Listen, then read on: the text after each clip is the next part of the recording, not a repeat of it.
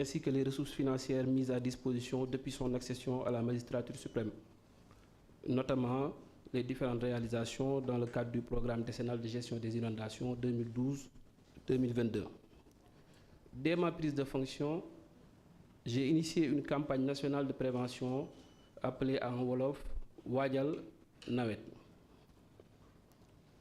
Je vous entretiendrai de cette campagne, mais aussi des mesures anticipatives dans les zones à haut risque.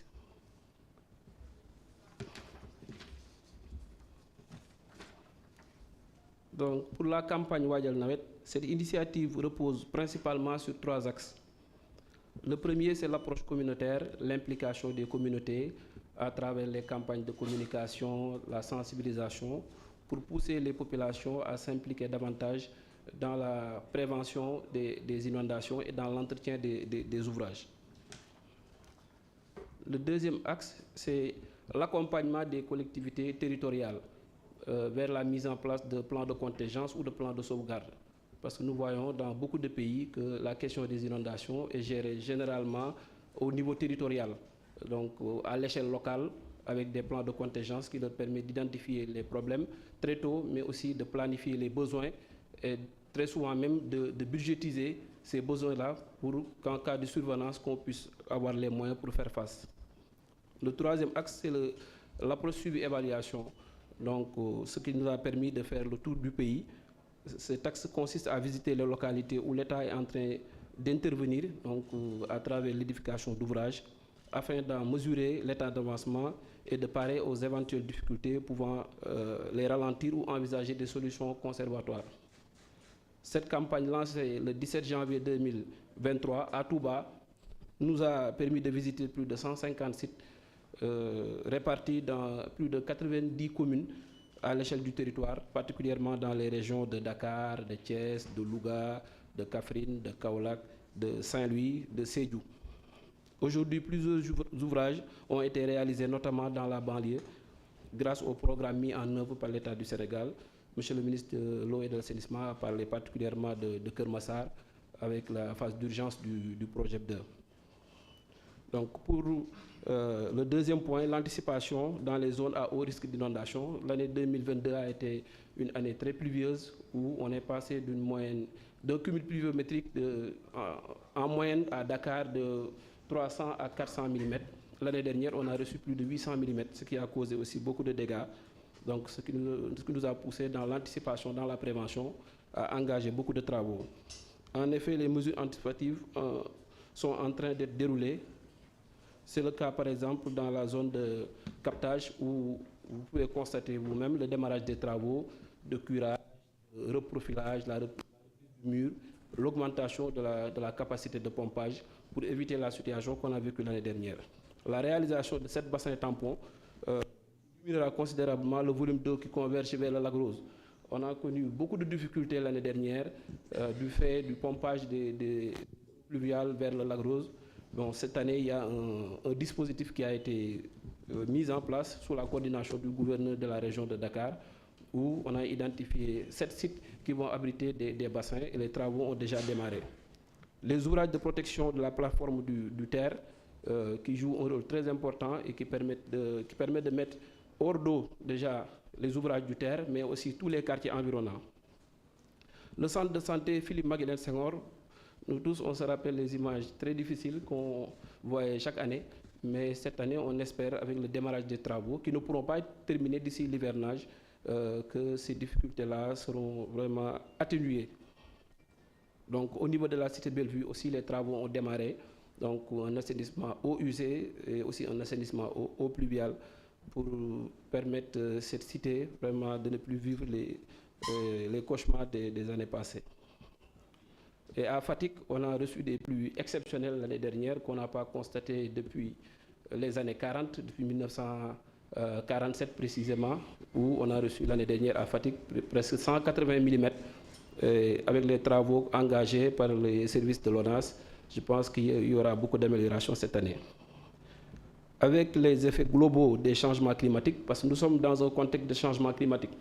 nous voyons des inondations un peu partout dans le monde, dans les plus grands pays. Il y a eu des inondations à New York, il y a de cela 10 jours. Il y a eu des inondations à Paris, il y a eu des inondations à Londres, il y a eu des inondations à New York. Il y a eu des inondations il y a de cela 10 jours. On a connu des inondations à Paris, dans la région parisienne, ça doit faire 3 semaines. En Espagne, ça fait tout juste 1 semaine à Saragosse. Donc pour dire que personne n'est à l'abri. Donc, mais il n'est pas exclu de voir l'apparition de nouveaux points d'attention. Cependant, avec la matrice d'action prioritaire, principal outil de prévention et de gestion des inondations, toutes les dispositions sont prises pour rendre opérationnels les services appelés à intervenir sur le terrain. Donc pour ces services, je pourrais donner à titre d'exemple, peut-être au-delà de ce que l'ONAS fait, l'ADEME fait au niveau de Keur Massar, donc la BNSP. Donc à la date du 24 juillet, c'est 54 sites de pompage répertoriés et pris en charge par la BNSP. Les 42 ont été traités et libérés. Donc 4 en cours de traitement, 6 en attente. Donc globalement, c'est la situation au niveau national. Merci beaucoup. Merci, monsieur le ministre. Salaamaaleykum, ñu ngi leen di nuyu le ministre de l'eau et de l'assainissement ci kàddu yi bu ndax jotoon na ko jotali. Di nuyu sunu naataango le ministre du commerce nekk aussi porte-parole du gouvernement di wax ne ci wàllu xeex mbënd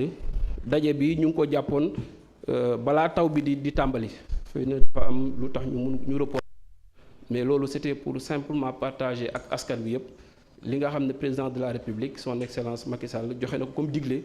mooy ñu teel a jóg loolu moo waral bi ñu dénkee ministère bi ñu ànd ko sunu naataango ministre de l'eau et de l'assainissement monsieur Serigne Mbaye Thiam ci la ñu lancé li ñuy wooyee la campagne nationale de prévention des inondations ñu tuddee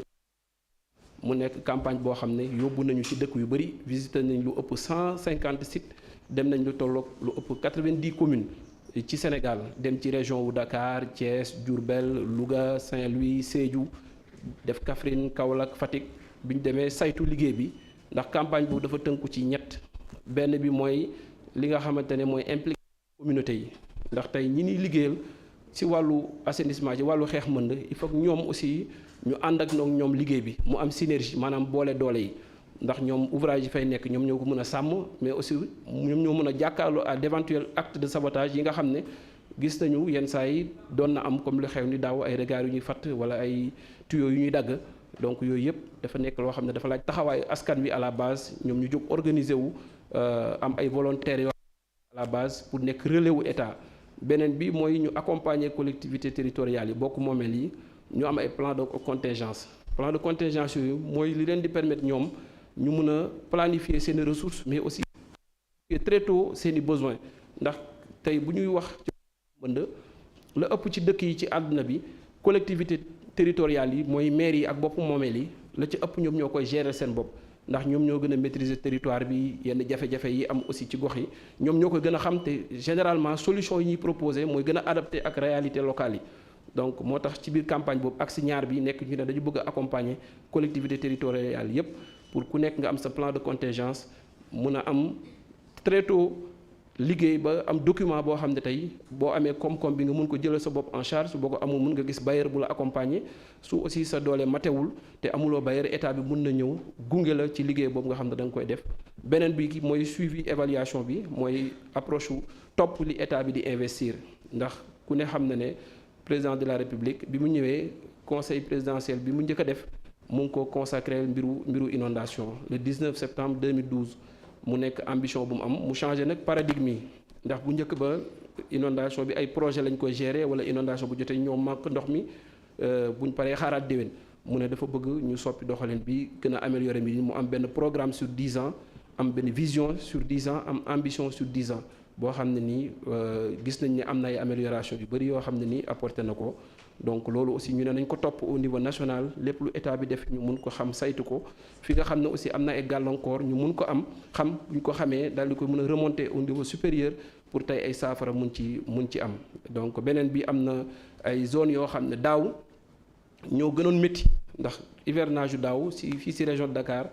dañ daan am ñun ay cumulu Dakar ci cumul pluviométrique ci nawet bi yëpp ay 300 millimètres wala 400 millimètres mais daaw ëpp na 800 millimètres mu jur nag ay dégâts yu bëree bëri yoo xam ne am nay zones yu gënoon métti ñu ne léegi zones yooyu aussi baax état bi tàmbali ñu partagé ko ak population bi ñu xam ne ginnaaw bu ñu dundee jafe-jafe boobu daaw am na effort yu bëri yoo xam ne nii def nañ ko ci diggante daaw ak ren di Kër Massar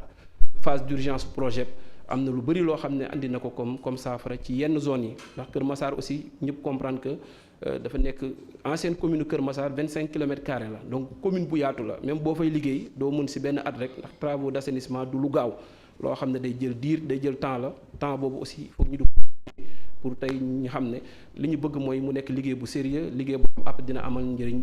askan bi yëpp. donc loolu mooy li nga xam ne ni def nañ ko ci ay jéego ci wàllu zone de captage nga xam ne zone bu métti la at mu jot da daan andi jafe-jafe ba daaw am na situation yu compliqué yu fa xawoon am ñu ne nañu jël matuwaay président joxe ndigal donc mu am ba travaux curage bi ak reprofilage bi yooyu yëpp engagé nañ ko ak reprise mur de clôture bi ak renforcer capacité de pompage yu bassin bi ba nga xam ne li ñu doon dund foofu comme jafe-jafe ci ñi dëkk ci zone boobu mu mun a nekk loo xam ne nii risque boobu dinañ ko mun a vraiment fexe ba mu néew pour mun a wax risque boobu mu bañ a amati. donc fu mel ni Philippe Maguilène aussi zone la boo xam ne dafa am daan dund impact inondation donc te comme hôpital la centre de santé boo xam ne ni bëri nañu fay daje di fa faju donc foofu aussi zone prioritaire la président joxe ndigal ba liggéey bi tàmbali na donc du lépp nag du mun a pare xëy na ci biir nawet bi mais li ci ëpp solo mooy tàmbali bi te bu tàmbali amee rek dinañ mën a jël ay mesures conservatoires moo xam dispositif de pompage bu ñuy teg wala système bu ñu fay teg ba jafe-jafe bi ñu daan dund mu wàññeeku en attendant ñuy am solution bi ñu bëgg. fi nga xam ne aussi mooy cité Bellevue mu nekk foo xam ne ni yàgg na dund ay jafe-jafe ci wàllu ndox bokk na si yi nga xam ne aussi liggéey boobu ONAS tàmbali na fa ci wàllu assainissement bi nga xam moom la fa war a dem wala la fa war a def fu mel ni Fatick daaw dund na ay jafe-jafe yu métti ci wàllu ndox ci wàllu ndoxu taw ba mu am fa ay inondation bon ndax loolu aussi li koy justifié mooy lañ fa am ci taw daaw gëjoon naa am foofu ci Fatick depuis 1947 donc toll ci 180 millimètres de pluie loolu nag fu mu wàcc dina am lu mu jur ci jafe-jafe donc ñu xam ne aussi ak changement climatique yi dafa bouleverser lu bëri fi nga xam ne daawul am taw léegi day am ay taw fi nga xam ne daan taw lu néew léegi day am sax ay taw yu jéggi dayoo te gis nañ dëkk yi gën a mag yi gën a développé motul une semaine New York am na ay inondations yu fa am donc motul 2 semaines région parisienne am na ay inondations la ko jiitu 1 mois ci ginnaaw Lyon moo amoon inondation ñaari weer ci ginnaaw Italie moo amoon inondation ba mu ay 14 morts donc loolu rek pour expliquer que du loo xam ne phénomène la bu spécifique au Sénégal réalité la bu ñuy dund au niveau international ak changement climatique yi day andi li ñu woowee ay phénomènes extrêmes mooy ay taw yu jéggi dayo yoo xam ne même boo amee ouvrage bi tey taw boobu bu ñëwee mun na ko ëpp doole ndax ouvrage yi da nga koy dimensionné donc soo amee taw boo xam ne toog nga téeméeri at amoo ko wala ñaar téeméeri at amuloo ko su ñëwee yenn saa yi dina jur jafe-jafe mais état bi jël na ci ay matuwaay yu am solo ci matuwaay aussi BNSP muy brigade nationale des sapeurs pompiers am na liggéey boo xam ne nii ñu ngi koy def au niveau national donc mu am 54 sites yoo xam ne nii jël nañ ko déjà en charge donc commencé fa liggéey ndax loolu la ñu identifié wu noonu ci loolu am na ci 42 yoo xam ne nii ndox ma fa demoon yóbbu nañ ko benn am na ci ñi juróom-benn yoo xam mu ngi nekk en cours de traitement des na aussi yeneen juróom-benn yoo xam ne ñoom dinañ dem pour positionner wu fa donc ci liggéey boobu aussi am na la direction de la prévention et de la gestion des inondations boo xam ne day intervenir lu bëri ci réew mi yëpp bëri na ay projets yoo xam ne tey dans le département de Rufisque yu mel ni bassin yi ñu wax sànq nga xam ne Lac Rose daaw bokkoon na ci point d'attention yi gën a fës ci li mu dundoon daaw ci ndoxu taw bu bëree bëri boo xam ne dafa demoon jur fa ay jafe-jafe donc am na waxtaan boo xam ne bi ñu ko seqee ak le ministre de l'eau et de l'assainissement ñu sant gouverneur de la région de Dakar ñu oo acteurs yëpp ci biir waxtaan bi ñu proposé solution boo xam ne gëm nañ ne ren dina am résultat donc loolu daal laa mënoon wax monsieur le ministre xëy na ci mun a leeral ci li nga xam ne moo ñu fi dajale tey ci wàllu prévention ak gestion des inondations jërëjëf. Merci, chers collègues.